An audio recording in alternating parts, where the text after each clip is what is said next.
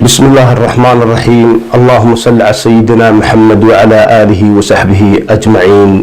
marka hore halkan waxaan ka salaamayaa TV guuleed oo run ahaantii sida qaaliga ah iyo sida dhiirigelinta uga qayb qaata warbaahinta geyiga Soomaaliyeed sideedaba aad iyo aad baan ku salaamayaa marka hore. marka xiga waxaan salaamayaa halkan aan salaam uga dirayaa madaxweynaha Jamhuuriyadda Soomaaliland Mudane Axmed Maxamuud Siiraayo iyo marwada koowaad ee dalka Aamina Waris.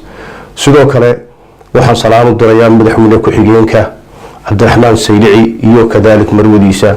marka saddexaad waxaan iyadana sidoo kale aan u dirayaa salaan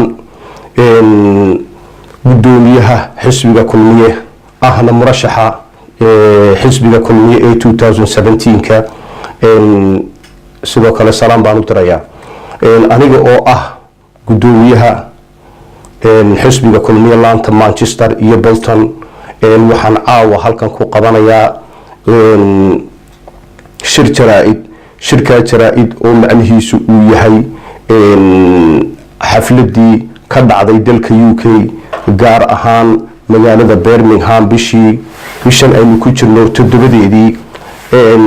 hawshaasi oo ahayd in uu xisbigu uu isugu yimaado dardargelinta iyo wixii iswaraysiya iyo wixii xog ah in la iska waraysto halka iyada taas lagu qabtay magaaladaasi. run ahaantii aad iyo aad ayaan soo dhaweynayaa. markan intaa ka sii gudbo haddii aan ku soo noqdo magaaladan aan gudoomiyaha aan ka ahay waxa jirtay anigu run ahaantii waxa dhacday in aanan ka qayb galin shirkii 7 bisha ka dhacay magaalada Birmingham aniga iyo gudoomiye ku-xigeenkayga Cabdisamed. sababtuna ay ahayd hawlo aan ku maqnayn dartood inaanu kala baaqanay shirka isaga ah.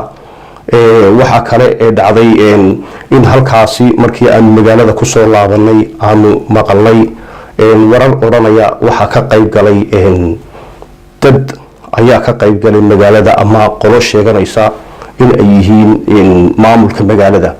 habase ahaatee waxaan u sheegayaa taa iyada ah in haddii ay taasi ay dhacday in aan magaaladan cidaan aan aniga ahayn iyo maamulkayga iyo inda aan magaranaysa gudida sare iyo gudida mustambeedka xisbiga kulmiye cidina aan ahayn inaanay matali karin. haddii ay dhacday in ay tageen ama ay yidhaahdeen waan matalnay waxaa jirta inaanay matali karin meel aanu annagu ka maqannahay. run ahaantii waxaa kale oo jirta in shirka isaga ah aanu sidaa kaga cudur daaranay. runtii aanu magaranaysaa sidaan kaga maqnayn shirka isaga ah.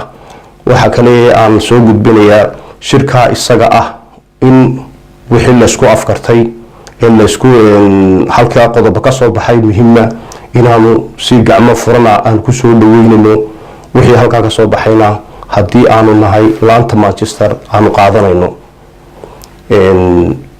والسلام عليكم ورحمة الله وبركاته.